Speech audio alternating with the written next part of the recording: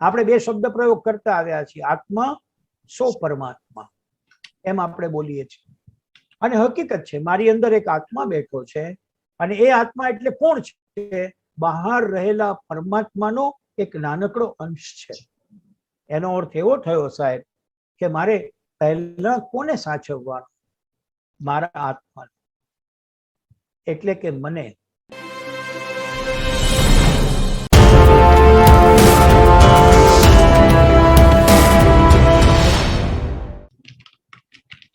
આપણા શાસ્ત્રો તો કહે છે કે ઋણ કરીને પણ ઘી પીજો, એ ઘી અહીંથી બહાર આવે છે. ખરેખર હકીકત એ છે કે જેનું નામ સુલભ સ્વરૂપ છે, જે સુલભ છે એ પરમાત્મા છે.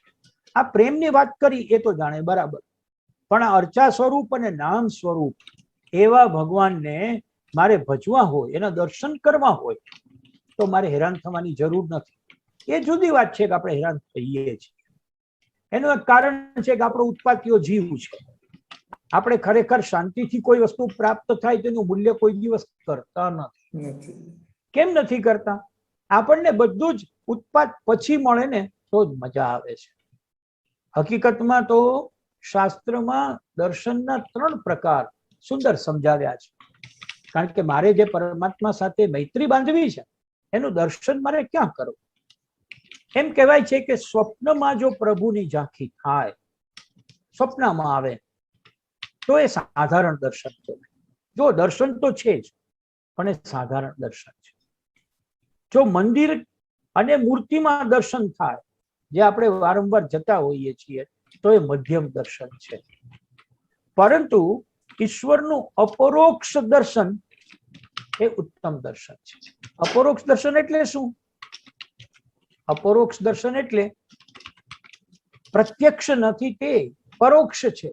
હવે એના માટે આપણે બે જ્ઞાન સમજવા પડે, પરોક્ષ જ્ઞાન અને પ્રત્યક્ષ જ્ઞાન. ઈશ્વર કોઈ ઠેકાણે છે, કોઈ ઠેકાણે છે એમ માને કે પરોક્ષ જ્ઞાન. ઈશ્વરનો સાક્ષાત્કાર થઈ શકવો બહુ સહેલો છે. ભલે બધા વડીલો, સંતો, મહંતો, મુનિઓ એમ કે ઇટ ઇઝ ડિફિકલ્ટ, મને તો બહુ ડિફિકલ્ટ નથી લાગતું. કેમ નથી લાગતું? બહુ સીધી જ વાત. ઈશ્વર કોઈ ઠેકાણે છે તે માને તે પરોક્ષ સાક્ષાત્કાર છે. કોઈ ઠેકાણે ક્યાંક છે તે. પરંતુ ઈશ્વર સર્વ ઠેકાણે છે, ઈશ્વર ચો તરફ છે, ઈશ્વર સિવાય બીજું કશું જ નથી. અને છેલ્લું સ્ટેપ, હું પોતે ઈશ્વરથી અલગ નથી, એમ જે માને છે એ પ્રત્યક્ષ સાક્ષાત્કાર છે. આપણે બે શબ્દ પ્રયોગ કરતા આવ્યા છીએ, આત્મા સો પરમાત્મા, એમ આપણે બોલીએ છીએ. અને હકીકત છે મારી અંદર એક આત્મા બેઠો છે, અને એ આત્મા એટલે કોણ છે? બહાર રહેલા પરમાત્માનો એક નાનકડો અંશ છે. એનો અર્થ એવો થયો સાહેબ કે મારે પહેલા કોને સાચવવાનું? મારા આત્મા, એટલે કે મને. આ વાત જરૂરી નથી કે બધા જ ધર્મોમાં એક સરખી રીતે કહેવાય હોય, પણ બધા ધર્મોમાં ખરેખર જુઓ તો આ એક જ વાત કહેવામાં આવી છે. એને અર્થઘટનો જુદા જુદા છે. બધા જ ધર્મો એ સ્વીકારે છે. બુદ્ધે પણ કહ્યું, અપદીપો ભવ, તું તારો દીવો બન, બીજા કોઈની જરૂર નથી. તમે અંધકારમાં ચાલ્યા જાઓ છો ત્યારે કોઈની સામે પ્રકાશ ફેંકવાને બદલે તમે તમારી સામે પ્રકાશ ફેંકશો તો પણ બીજા લોકો તમારી સાથે અથડાશે નહીં. વી ઓલવેઝ સી કે હું બીજાને મદદ કરું. પહેલા તારી જાતને મદદ કરી લે દોસ્ત. તારા પગ ઉપર પૂરેપૂરો ઊભો થઈ જા. એવું શક્ય ન બને કે સદાવ્રત કોઈક માટે ચલાવતા હોઈએ અને એ સદાવ્રતમાં આપણે પણ જમતા હોઈએ. જે અન્ય માટે છે એ મારા માટે નથી. આપણા શાસ્ત્રોમાં અને ખાસ કરીને શ્રીમદ ભગવદ્ ગીતામાં ભદ્રેશભાઈ સુંદર રીતે વાત કરી છે. અને એમ કહે છે કે આપણે જન્મી લઈએ છીએ ત્યારે આપણી સાથે 3 સંસ્થાઓ જોડાય છે. આ 3 સંસ્થા એટલે કોણ? તો કે સૌથી પહેલું તમે જેમાં જન્મ્યા છો એ સૃષ્ટિ છે. સૌથી પહેલા તમે જેમાં જન્મ્યા તે સૃષ્ટિ. બીજું તમે જે આજુબાજુના કુટુંબના સભ્યો કે પડોશીઓ કે એની વચ્ચે આવ્યા છો એ તમારો સમાજ છે. અને ત્રીજું, તમારું ખુદનું શરીર, દેહ લઈને તમે આવ્યા છો, એ ત્રીજી સંસ્થા છે. ભગવદ્ ગીતા એમ કહે છે કે તમે તમારી જાત માટે, એટલે કે તમારા શરીરને બરાબર સાચવો, નિરોગી રાખો, નિરામય રાખો. આપણે જે અત્યારના કહીએ છીએ ને કે તમારી અંદર સ્વસ્થતા રહે એવું કરો, તો એ તમે તમારા દેહની કરેલી પહેલી સેવા છે અને એનાથી ઈશ્વર પહેલા રાજી થાય છે. બીજી સંસ્થા એટલે પડોશી, કુટુંબ, મમ્મી પપ્પા વગેરે બધા જ જેની વચ્ચે તમે જન્મ્યા છો, જેને તમને હથેળીમાં ઉંચક્યા છે, હવે મોટા થઈ ગયા છો.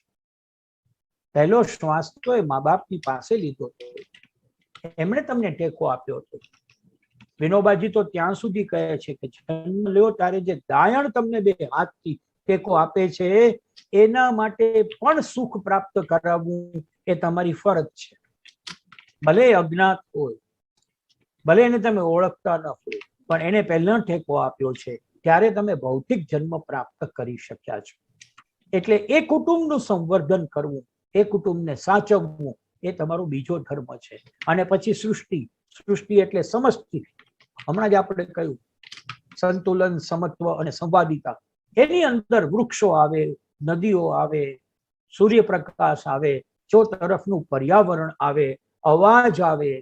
મારો અવાજ એવો નહીં હોવો જોઈએ, મારાથી એવી રીતે સ્તોત્ર ઘરમાં પણ ન બોલાય કે જેથી કરીને મારો પાડોશી ડિસ્ટર્બ થાય. આ જે ચિંતા કરે છે એ હકીકતની અંદર સૃષ્ટિનું પરિમાર્જન કરે છે. આ ત્રણ આપણા ધર્મ છે. અને ચોથી વાત કહીને હું સમાપન તરફ જાઉં. 9:22 થઈ છે.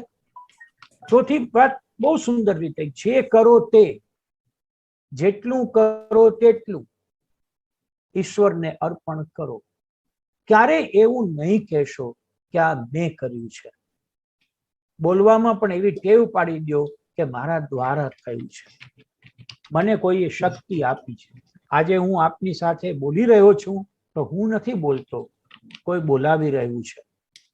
એ સૃષ્ટિની અંદર અસ્તિત્વમાં નક્કી હતું કે મારે 8:55 બોલવાનું શરૂ કરવાનું છે, અને એ સૃષ્ટિની અંદર નક્કી છે કે મારે 9:30 સમાપન કરવાનું છે, માટે થશે.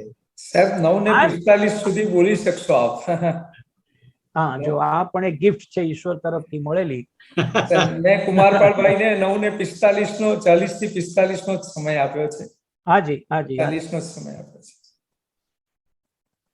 આપણે વાત કરતા હતા શરીરની, કુટુંબ અને સમાજની અને સૃષ્ટિની. આ સૃષ્ટિનું આપણા ઉપર ઋણ છે. અત્યારે આપને ખ્યાલ છે કે કોર્પોરેટમાં CSR નામનો એક શબ્દ નીકળ્યો છે, કોર્પોરેટ સોશિયલ રિસ્પોન્સિબિલિટી. ભલે અંગ્રેજી શબ્દ હોય, પણ એનો અર્થ તો એટલો જ છે કે તમે જ્યાંથી લીધું છે ત્યાં પાછું આપો. તમે જેની સેવા લીધી છે એને પાછી સેવા આપતા જાઓ. તમે જે જમીન લીધી, જે પાણી લીધું, જે હવા લીધી, એને પાછી પૂરવાનું કામ તમે કરો. હકીકતમાં યજ્ઞ, દાન અને તપ, જે ત્રણ વસ્તુ બતાવી તે આ જ છે.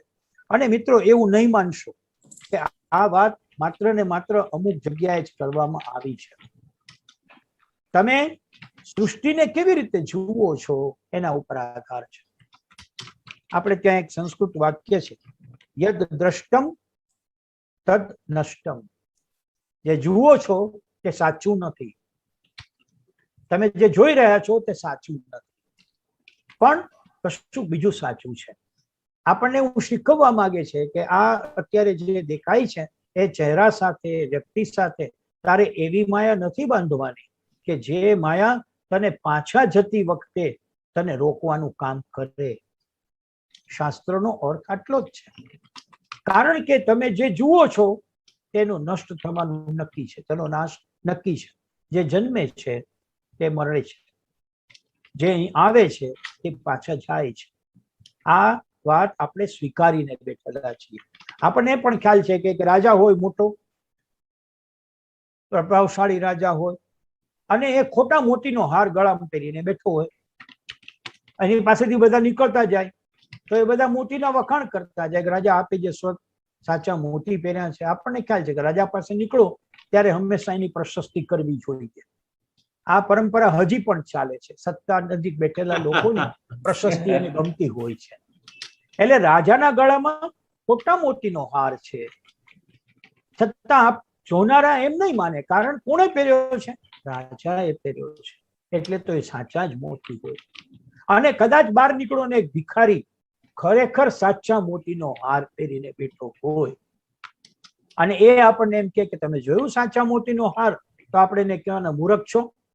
ભિખારી થઈને સાચા મોતીની વાત કરે. ચાલો, બે જગ્યાએ તમે ખોટા છો, બંને જગ્યાએ તમે ખોટા છો. એનો અર્થ એવો છે કે યદ દ્રષ્ટમ તદ નષ્ટમ. તમે જે જુઓ છો એ ખરેખર સાચું નથી.